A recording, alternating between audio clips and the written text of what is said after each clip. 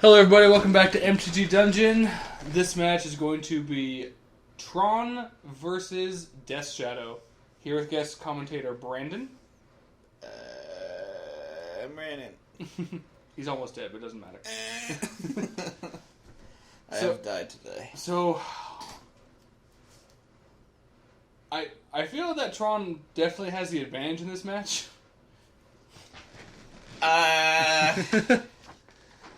Depends on how fast he gets a Garmag Angler up with Stubborn Denial. I mean, well, also... I mean, unless he just plays a Worm Coil and then he's sad. Thoughtseize, I mean, can...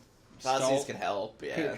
You can delay Tron like a turn, and if you get like a Death Shadow, and then like your team or battle... You really gotta try to tempo him out. Yeah. I think game one, Tron is probably pretty in favor. And do we have the sideboard for Grixis? Yes. Let's see. Here one Thoughtseize, there we go. Hey. Oh god. I think we take the map. Yeah, the map. Okay. I was gonna say the star, but then I saw the map. I'm like, oh, okay. Yeah. Let's see.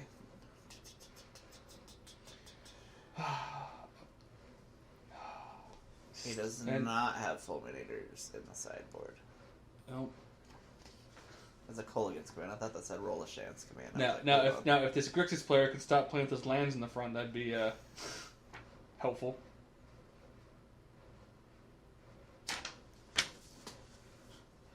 He. Tron's obviously winning. They have more non-land permanents. He's got more life than the Grixis Deathshadow player, therefore Tron is winning. You are correct. Grixis Deathshadow wants to have a high life total, and right now he's at 14. 13. 12. 11. Why do you keep losing life?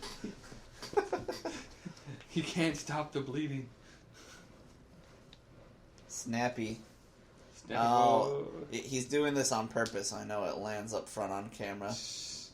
It's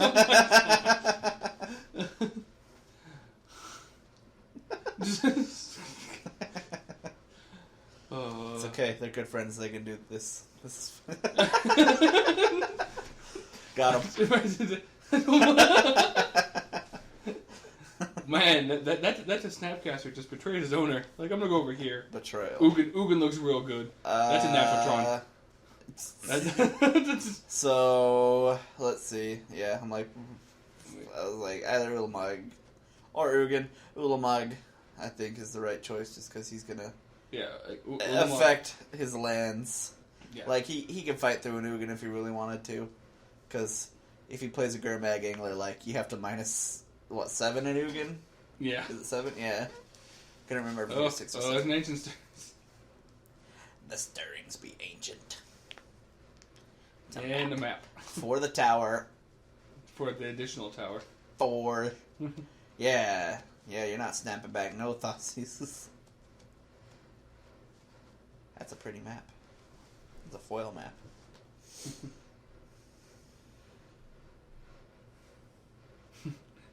Get him, Snapcaster. I don't think he's gonna search for another tower. He's already got 2 towers in play. I hate that art. I hate the Urza's Mine art. I was like, you're close. You're not quite there.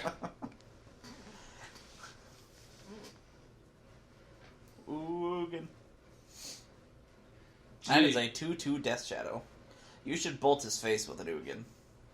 I'd bolt the Deathshadow. Send a message. I mean, you probably do bolt the Deathshadow right now. I don't. Unless he cycles a Street Wraith, like, he's probably pretty dead. I mean, obviously, if you... Oh, yeah, play a Sanctum. Ugin trigger. Oh, Stubborn Denial! This is why he played the Sanctum, though. Yep. And it's gross because he couldn't play around it because it costs exactly 8. It was just a force spike. That's all it was. Like, look, to it. I'll give you Snapcaster if you put Ugin in the bin. It's like, okay. Ugin! He got a Worm Coil engine. No one's surprised. Alright, so can Liam kill him this turn? I might have gotten a card. Maybe not. No, this plays around another Stubborn Denial. Yeah. So does just tapping all of his lands, unless he has a way to make the Deathshadow bigger. Haha! Oh. Doesn't matter, I like top draws Ugin. It's just Ugin! Ugin's the best. He top drew the star! Yeah, ceremonious... I mean, not ceremonious rejection. It's Stubborn Denial that! Bastard.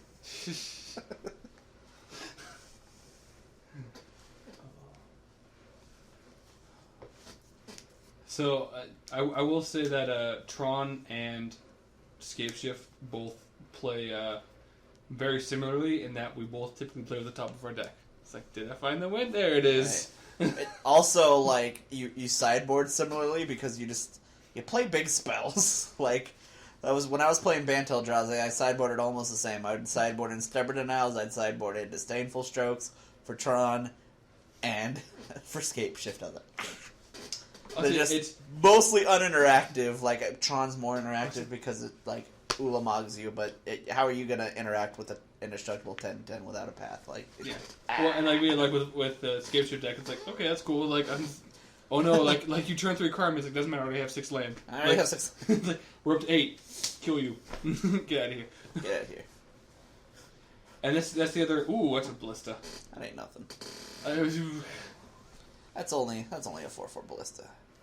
Wait, no, he's got that mana tap. That's only a 5/5 Ballista. That's it.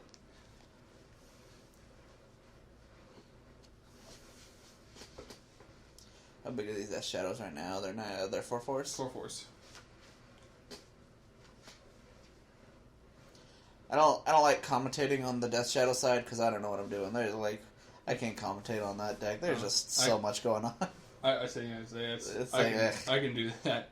I was like, I'm just gonna tell you that he's gonna play a big old walking ballista and pass. Yeah. That's yep. So Liam still has a chance of winning if he can like find a Street Wraith. Yeah, Street Wraith Teamer Battle Rage. Well, no, he had to be able to Street Wraith like Thought Seize, and then Teamer Battle Rage. He's got the Battle Rage. He has Battle Rage in hand, so.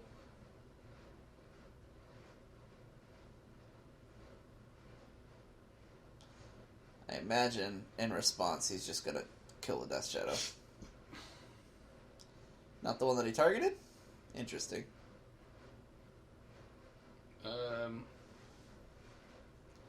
Well, because if he didn't, then because that Deathshadow has first strike, has double strike, so it would just kill not while it's on the stack. It doesn't. Right, like so it doesn't really matter. Like that way you have that one blocked. I think he might have been playing it.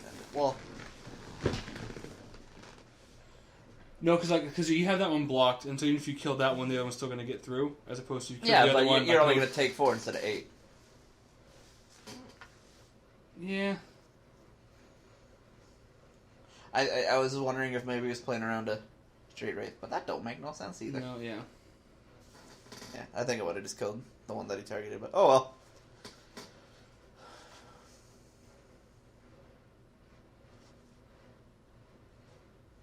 Like, I don't think it really matters at this point. He's got a Worm Coil Engine. He's like, I'm just going to gain 6 life.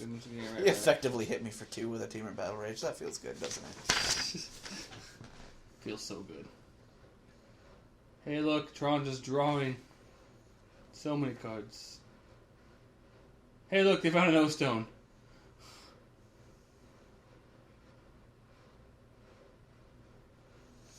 You can do it, Liam. We believe in you. Liam's very dead. He's got a Teamer Battle Rage. How big is that? He also has a fetch land. How big is? How so big he can go to 2, 11. No! Oh no! Oh no! Wait, I don't think it was Teamer Battle Rage, or else he would just won right there. Oh, Snapcaster. Okay. I thought those were the claws. I mean, the problem is that, like, now with the O-Stone on the board, I don't think Liam can come back. Not with that attitude. Okay. I'm pretty sure Liam just scoops now. Now we probably can't come back. Oh, that's terrible. Alright, well. think in this matchup he just brings in counter spells. He's got like Young Pyromancer, Collective Fatality. I don't think those do anything. Kolaghan's Command doesn't do anything. EE for 7 to blow up Karn. Pretty impressive. Very impressive. What's EE in case they don't know what it means? Do you bring in Artifact Hit at all? Like, he's got a braid. I don't think it's worth it. No. Yeah, I think you just bring in the Stubborn Denial, the Disdainful Stroke, the 2 Ceremonious Rejection, call it a day. FYI, the EE is Engineered Explosives, so those of you newish to Magic. For the uneducated. For the ignorant among us. We'll call them Brandons. We'll call them Brandons. I'll agree to that. This channel ever gets like super popular. It's like start making t-shirts like I'm a Brandon. I'm a Brandon. Damn it, Dale, your name's not Brandon. Don't put labels on me. God damn it. You don't understand the propane that I'm in. The propane that I'm in. You're a terrible person. I hate you. Is there any merit to bringing in a Grim Lavamancer? Try to deal extra damage? I didn't think so. No. I'm just trying to make arguments for cards that shouldn't happen. Let's see, Tron player. I think Grabsticker's Cage is a fine one to bring in. But he doesn't even play Snapcaster Mage. Okay. Thought Not Seared actually wouldn't be a terrible one either. Yeah, I can see it. Thought Not Seared.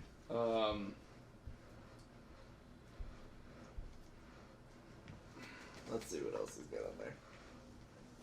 Like, Nature's Claim isn't good enough. I don't think you bring in Dismembers. Warping Well, I don't think you bring in. You might bring in the Dismember for like your Mag Angler. Maybe. Like, I don't think you bring a World Breaker or Thragtusk. I could see Thragtusk. But yeah, I don't think you do. But I could see it. I guess if you... Because it trades with a Gurmag Angler, and it leaves you with a 3/3. Yeah. And it does give you 5 lives. Yeah, gives you 5 lives, and it trades with the Gurmag Angler. I think that might be good enough to warrant an inclusion, but we'll see. I don't think it's that important to the matchup by any means, and I think Karn pretty much does the same thing. Like, multiple times. Yeah, like, I mean, if he's playing Abzan, he'd probably bring in, like, a Thragtusk if you have it, but in Tron, you're just kind of like, all my stuff is bigger than a Gurmag Angler. I'm not really worried about that. Until they're like double team the Battle Rage. I got a Wormcoil that I'm blocking with. Hopefully that gets me there. I don't know. Does a Wormcoil beat a double team or Battle Rage? Double strike? Where they have quadruple strike? Quadruple strike. Oh god, that would be like the scariest thing ever. It's like double lifelink. Haha! That's not how that works. That's not how it works anymore. Did it used to work like that? That is hilarious. Yeah, it's like lifelinking abilities used to stack. That's stupid. Yes, because I'm glad they fixed that. There was a card back in Shadowmoor. There was a card called Mirror Weave, and there was a white bird that said all your attacking creatures gain lifelink, and so they would Mirror Weave that one with like 5 creatures, and so each one would have 5 different stacks of lifelink. Oh, yeah. Because each one gave it a stack of lifelink, and so it's like this 3/3 bird. Like each one gained them 15 life, and it's like Soul Sisters. I could hear all the collective Soul Sisters players like wailing when that wasn't a thing anymore. Well, Soul Sisters didn't exist back then because Modern didn't exist back then. Shh. The code format didn't exist back then. Modern's so great. Oh, I love Modern. I don't know, man. I think one of the best standards. I saw a fish. Anyway, a zombie fish. I think one of the best standards for me was definitely like Shards of Alara block, like that standard. Oh man, because there were just so many decks and it was so much fun. I also really liked Khans Theros. At least like the first half of it. Before it all became 4-color decks. Before it all became 4-color decks, like it was like right at the beginning there was like all of the little clans, like Teamer, Abs, and the Mario, they were all... Teamer was the worst one. It ended up being the worst one, but like the first few like standard tournaments, like all the clans were represented. They were all top 8ing. It was like Cabbage Knucklebay, Savage Knuckleblade.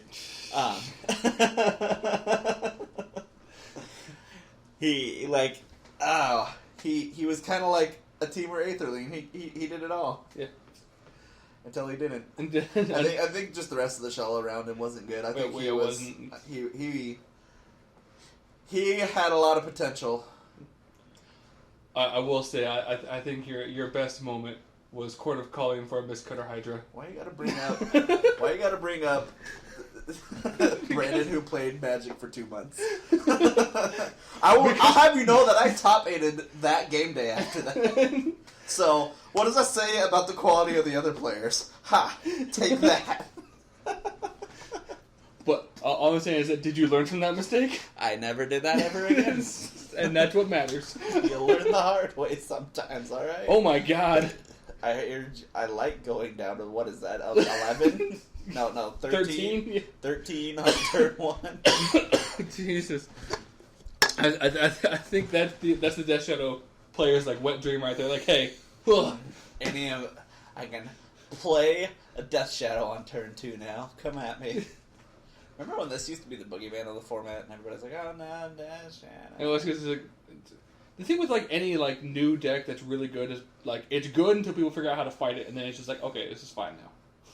Yeah, and I mean, I think it's a Tron heavy meta, and so it kind of got like, Tron just goes over the top of it pretty easy. Well, that, and then this deck also started bringing Burn back. This does not do well against Burn. No.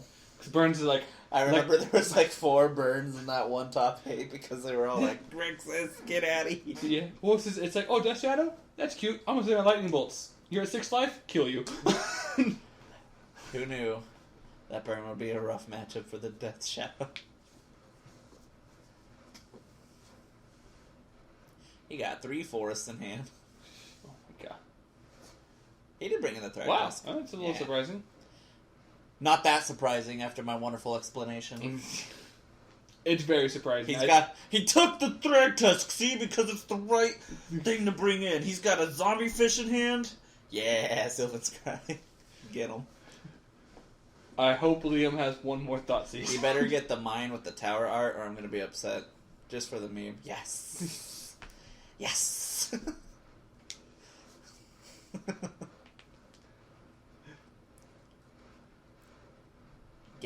Oh, I was like, oh man, too bad Liam didn't get another land. Or else he would like Snapcaster Thoughtseize to get that Ulamog out of here. Yeah. Well, I mean, he's got another turn to do that still, though. Yeah, I was like, I mean, yeah. Okay. Oh, not anymore. Damn. I was gonna say, I was like, well, oof. That's definitely a rough one.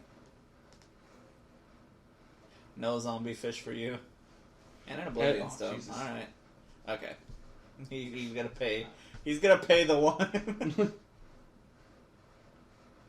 Liam snapped it off. He's like, wait. So if Liam has a fetch land and a team of battle rage, I think he wins. It's fetch land. There's a fetch to go to 6, which makes that a 7. That's 14. 14. So yeah, he has to. He needs double team of battle. Yes. I mean, like, honestly, I thought Thoughtseize is still fine here, but like, why'd you bring him up? Is it a K command? K command might be fine. Because you can blow up the O stone. A braid, alright. Hey, he did bring a braid. Right? Look at that.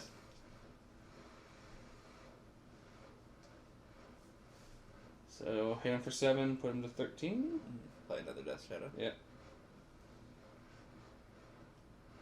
Those are big boys. So does Eric find a Tron land?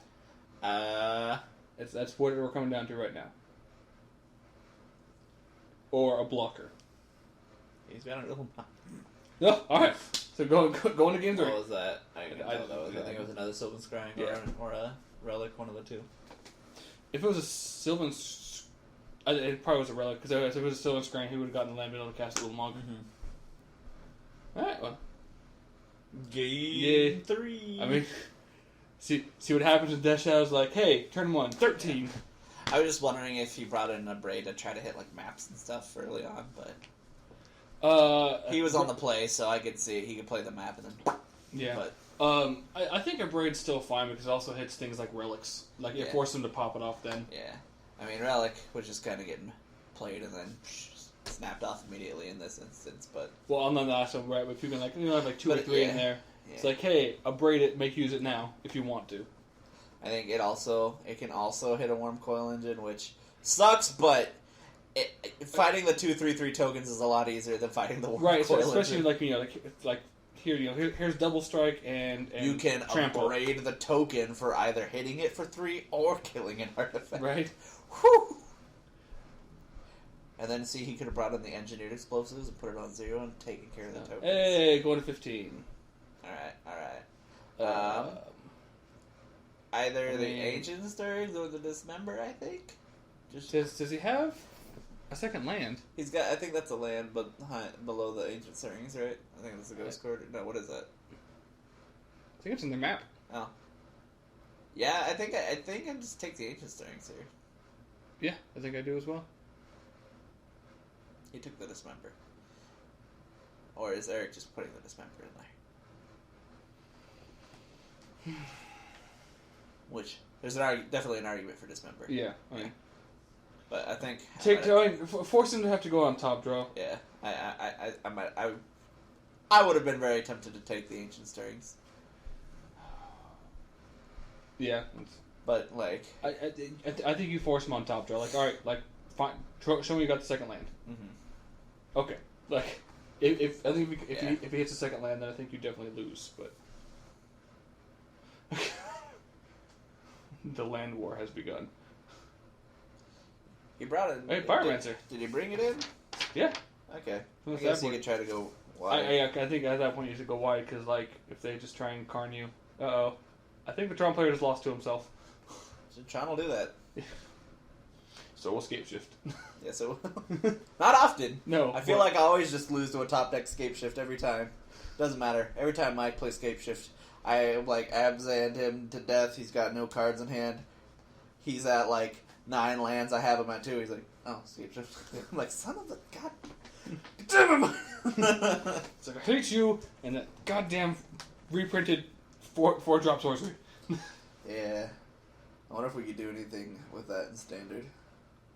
There's not like a win con with it, but you could do like there's like the world reshaper, and like you can sacrifice a bunch of lands, go get other lands, and sacrifice off the world shaper somehow, bring back all of your lands in your graveyard back into play something huge. I don't know. Brand's over here living magical Christmas land. Yeah. Wow, Liam's down to 6. Does Tron find a second? I thought it was another map. I was gonna be like, yes! Maelstrom post the map. Wow. I think you're cracking a relic next turn and hoping to draw a land. Or hoping to get a land off the top anyway. Yeah. Oh. Trigger, make a dude. Give it double strike. Yeah, so 4, 5, 6, 7. Yep.